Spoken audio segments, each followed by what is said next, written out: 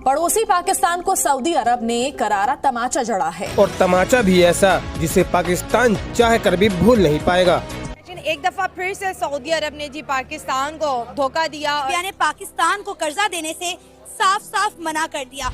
पाकिस्तान को तो इस वक्त दुनिया से कोई पाकिस्तान के अंदर $1 मिलियन भी इन्वेस्टमेंट नहीं करना चाहता, और हम बात कर रहे हैं $5 अरब की। कि कोई लोन नहीं दिया बल्कि उल्टा एक लंबा दिलासा दे दिया कि जी आपके मुल्क में हम $5 अरब की इन्वेस्टमेंट लेके आएंगे, और हमें बताया गया $50 अरब की इन्वेस्टमेंट आ रही है।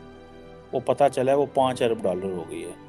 वो 50 से 0 हटा दिया, पीछे 5 रह गया। कश्मीर के नाम पर जहर उगलने वाली पाकिस्तान ने एक बार फिर सऊदी अरब के सामने कश्मीर के मुद्दे को लेकर भीख मांगना शुरू कर दिया, परंतु हुआ कुछ यूं। उल्टा उसने पाकिस्तान को नसीहत जरूर कर दिया है कि आप जो है ना तो यहाँ पे कश्मीर डिस्कस करें और ना ही यहाँ आपको लोन मिलेगा। आप ऐसे करें कि कश्मीर का इशू आप इंडिया के साथ डिस्कस कर लें। मैं कहती हूँ राजनाथ सिंह, मुंह संभाल कर बात करो, तुम्हारी औकात नहीं है घुस कर मारने की। पहले भी तुम्हारे दहशतगर्दों ने पाकिस्तान में घुसने की कोशिश की थी, फिर देखा कि हुआ क्या। अभिनंदन के साथ पाकिस्तान नहीं, तुम दहशतगर्द भेजते हो तुम।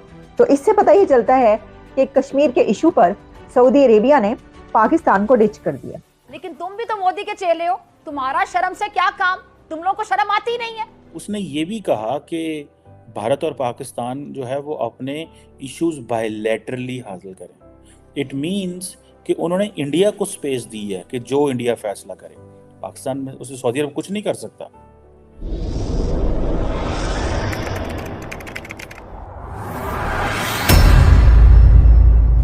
नमस्कार दोस्तों, कश्मीर के नाम पर जहर उगलने वाले पाकिस्तान ने एक बार फिर से सऊदी अरब में जाकर कश्मीर के नाम पर भीख मांगना शुरू कर दिया।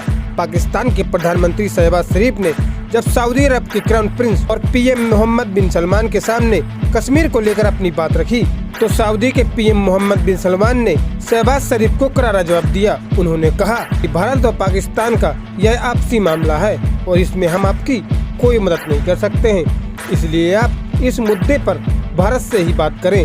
हमारे यहाँ से आपको कश्मीर के नाम पर कोई मदद नहीं मिलेगी। परंतु पाकिस्तान यह बात भी अच्छी तरह से जानता है कि भारत इस वक्त कश्मीर हो या ट्रेड, भारत पाकिस्तान के साथ किसी भी तरह के मुद्दे पर कोई बात नहीं करना चाहता है।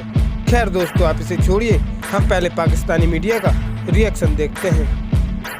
एक दफा फिर से सऊदी अरब ने जी पाकिस्तान को धोखा दिया, और इसके साथ साथ ये कहें कि कोई लोन नहीं दिया बल्कि उल्टा एक लंबा दिलासा दे दिया कि जी आपके मुल्क में हम $5 अरब की इन्वेस्टमेंट लेके आएंगे। कश्मीर इशू भी शहबाज शरीफ, आपको पता है एक दस्तूर के मुताबिक जो भी पाकिस्तान का नया वजीर आज़म बनता है वो सऊदी अरब ज़रूर जाता है, इन्वेस्टमेंट के लिए जाता है, कर्जा मांगने के लिए जाता है। दो ही इनके मकासद होते हैं। सऊदी अरब इस वक्त किसी भी मूड में नहीं है कि वो पाकिस्तान को लोन दे। हाँ, उल्टा उसने पाकिस्तान को नसीहत ज़रूर कर दिया है कि आप जो है ना तो यहाँ पे कश्मीर डिस्कस करें और ना ही यहाँ आपको लोन मिलेगा। आप ऐसे करें कि कश्मीर का इशू आप इंडिया के साथ डिस्कस कर लें। आप बायलैटरल टॉक करें, आप इंडिया की बात करें। इंडिया तो किसी भी बायलैटरल टॉक पे नहीं आ रहा दोस्तों। पूरी दुनिया के इन्वेस्टमेंट वहाँ पे है। सऊदी वहाँ पे अरबों डॉलर की इन्वेस्टमेंट कर रहा है और पैसे कमा रहा है, तो वो इंडिया से क्यों अपने हालात खराब करेगा? जबकि उन्हें पता है हमने ये पाकिस्तान को एक भाईबंदी पे, क्योंकि हमारा इस्लामिक उनसे रिश्ता है, उन्होंने हमें सपोर्ट करना होता है, वो हमें करते हैं।